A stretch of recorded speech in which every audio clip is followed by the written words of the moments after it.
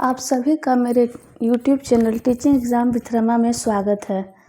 I hope आप सभी को पसंद आता होगा। यदि पसंद आता होगा तो चैनल को लाइक शेयर एंड सब्सक्राइब अवश्य करें। आज का हमारा टॉपिक है होम मैनेजमेंट का ही है। परिवार के बारे में, परिवार का अर्थ, परिवार का कार्य एवं परिवार की विशेषता। ये टॉपिक काफ़ी लंबा था, इसलिए मैंने इसको आधा आज वीडियो में कवर करूँगी और आधा कल के वीडियो में। तो आज का टॉपिक शुरू करने से पहले आप सभी से एक चीज़ डिस्कशन करना है, तो चलिए शुरू करते हैं आज का अपना कुछ इम्पोर्टेंट डिस्कशन।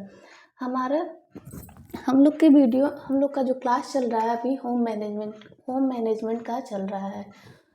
होम मैनेजमेंट करने से सिर्फ हमारा ना तो सिलेबस पूरा होगा ना तो हमारा काम चलेगा।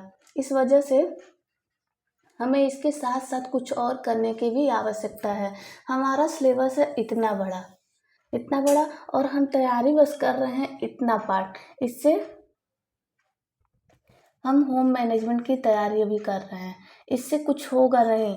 इस वजह से मैं ये सोच रही हूँ कि इसके साथ साथ ये जो क्लास चल रहा है इसके साथ साथ फूड एंड न्यूट्रिशन का भी क्लास शुरू करने के लिए, यदि आप लोग इस चीज़ के लिए तैयार हैं तो कमेंट में यस ज़रूर लिखिएगा।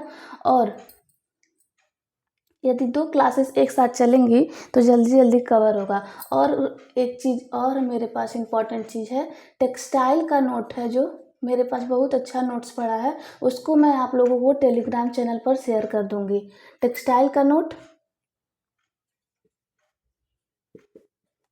और जो ह्यूमन एंड फिजियोलॉजी का नोट्स है वो यूजीसी नेट में तो नहीं आता, लेकिन पीजीटी के लिए महत्वपूर्ण है। उसको मैं अभी बना रही हूँ, जब मैं बना लूँगी तो अपने टेलीग्राम चैनल पे उसका पीडीएफ मैं शेयर कर दूँगी। यदि आप लोगों को चाहिए तो प्लीज़ कमेंट में यस लिख करके बताएं। तो ये था आज का हमारा डिस्कशन। यदि आप लोग को ये आइडिया पसंद आए तो प्लीज़ कमेंट में यस ज़रूर लिखें। तो चलिए शुरू करते हैं आज का अपना टॉपिक। आज का हमारा टॉपिक है परिवार। ये चैप्टर बहुत बड़ा था, इसीलिए हमने इसको 2 भागों में विभाजित कर दिया। एक हम आज पढ़ेंगे और दूसरा पार्ट हम कल पढ़ेंगे। तो चलिए देखते हैं परिवार का अर्थ क्या होता है। परिवार शब्द फैमिली का हिंदी रूपांतरण है। इसका उद्गम लैटिन शब्द फैमुलस से हुआ है, जिसका अर्थ होता है एक ऐसा समूह जिसमें माता पिता तथा बच्चे रहते हैं। वहीं दिया है परिभाषा मैकाइवर एवं पेज का। परिवार वह समूह है जिसमें यौन संबंधों पर परिभाषित किया जाता है, पर्याप्त रूप से सीमित एवं अस्थायी है, संतान उत्पत्ति एवं पालन पोषण के योग्य बनाती है। अगला परिभाषा है क्लेयर के शब्दों में। परिवार से हमें संबंधों की वह व्याख्या समझने को मिलती है जो माता पिता और संतानों के बीच पाई जाती है। परिवार से ही संबंध स्थापित होता है और एक सुंदर समाज का निर्माण होता है। समाज के बाद राष्ट्र का निर्माण होता है, राष्ट्र के बाद विश्व का निर्माण होता है। इसी प्रकार प्रक्रिया चलती रहती है। फिर देखते हैं परिवार की विशेषताएं क्या हैं। परिवार सार्वभौमिक है, किसी एक स्थान पर नहीं पाया जाता। विभिन्न स्थानों पर विभिन्न स्थितियों में परिवार को देखने को मिलता है। परिवार का आकार कभी सीमित होता है तो कभी अधिक भी हो सकता है। भावनात्मक संबंध पाए जाते हैं। माता का पुत्र से एक भावनात्मक संबंध, भाई बहन का भावनात्मक संबंध, परिवार के विभिन्न सदस्यों में एक दूसरे के प्रति भावनात्मक संबंध देखने को मिलते हैं। रचनात्मक प्रभाव का तात्पर्य ये है कि एक बच्चा अपने परिवार से ही सब कुछ सीखता है, तब वो बाहर या विद्यालय जाकर समाज से सीखी हुई चीज़ों का वहाँ पे अप्लाई करता है। तो एक माँ ही अपने बच्चे की पहली गुरु कहलाती है। फिर सदस्यों का उत्तरदायित्व। तो परिवार में जो भी व्यक्ति शामिल रहते हैं उन सभी का अलग अलग उत्तरदायित्व होता है। उसका निर्वहन करते हुए परिवार को एक साथ लेकर चलते हैं। फिर आता है विवाह संबंध। परिवार के अंतर्गत ही विवाह संबंध होता है। फिर संतान उत्पत्ति एवं पालन पोषण। परिवार के द्वारा ही संतान उत्पत्ति एवं उनका पालन पोषण सिखाया जाता है। सुख सुविधाएं प्रदान करना। हमारे जो भी परिवार में जो भी माता पिता के जो भी बच्चे होते हैं उनको सुख सुविधाएं प्रदान करना, उन्हें स्नेह दुलार देना, मानसिक सुख प्रदान करना। मानसिक सुख प्रदान करने से अर्थ है बच्चे को हमेशा खुश रखना, किसी भी चीज़ की आवश्यकता है तो उसे पूरा करना। फिर आती है आर्थिक सुरक्षा प्रदान करना। बच्चे की शिक्षा के लिए, उसके भविष्य को भविष्य को अच्छा बनाने के लिए, सिक्योर करने के लिए उसे आर्थिक सुरक्षा देनी पड़ती है। मानव सभ्यता को एक पीढ़ी से दूसरी पीढ़ी हस्तांतरित, एक पीढ़ी से दूसरी पीढ़ी, हमारी जो भी संस्कृति व सभ्यता होती है परिवार के द्वारा ही उसे हस्तांतरित किया जाता है।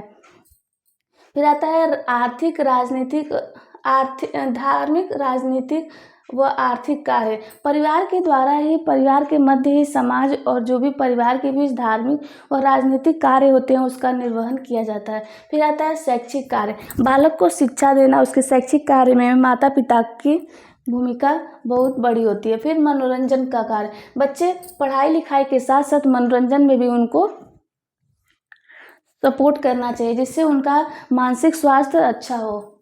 फिर आता है परिवार के कार्य। परिवार के कार्य हैं कुछ 8 कार्य हैं। एक है जैविक कार्य, दूसरा शारीरिक, मनोवैज्ञानिक, आर्थिक, सामाजिक, सांस्कृतिक, मनोरंजनात्मक कार्य व शैक्षिक कार्य।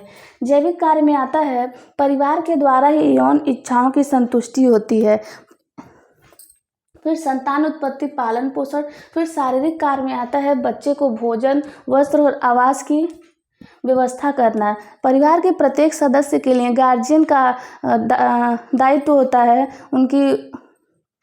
उन्हीं का जिम्मेदारी होता है कि बच्चों को सुख सुविधाओं और आवश्यकताओं की पूर्ति करें। फिर आता है मनोवैज्ञानिक कार्य। मनोवैज्ञानिक कार्य में बच्चे को प्रेम, स्नेह व मानसिक सुरक्षा प्रदान करनी चाहिए। फिर आता है आर्थिक कार्य। श्रम विभाजन। परिवार के सभी सदस्यों का ये उत्तरदायित्व होता है, परिवार में जो भी कार्य होते हैं उनमें उसको श्रम विभाजन मतलब बांट करके प्रेम पूर्वक किया जाए। उत्पादन इकाई, बचत एवं विनियोग प्रबंधन। हमारे परिवार में जो भी आर्थिक आमदनी होती है उसमें से कुछ हिस्सा बचत करना चाहिए भविष्य के लिए।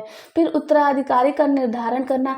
परिवार के प्रत्येक सदस्य में को जो एकदम अच्छा हो, परिवार को संभालने की जिम्मेदारी लेता हो, उसे उत्तराधिकारी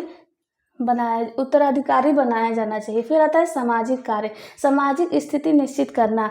व्यक्ति परिवार से समाज की ओर बढ़ता है, समाज में अपनी एक स्थान बनाता है, उसको निश्चित करता है। मानव सभ्यता का हस्तांतरण। मानव अपनी संस्कृति, अपनी सभ्यता को एक पीढ़ी से दूसरी पीढ़ी हस्तांतरित करते हुए वंश को आगे बढ़ाता है। फिर आता है सामाजिक विकास के लिए कार्य करना। सामाजिक विकास के लिए समाज सेवा करना। फिर आता है सांस्कृतिक कार्य, मनोरंजनात्मक कार्य, शैक्षिक कार्य। आई होप आप सभी को ये पसंद आया होगा। आज के लिए इतना ही। कल एक और वीडियो होगा जो परिवार का दूसरा पार्ट होगा, उसमें हम और भी टॉपिक है समझेंगे। ये चैप्टर बड़ा था इसीलिए मैंने 2 भागों में विभाजित किया।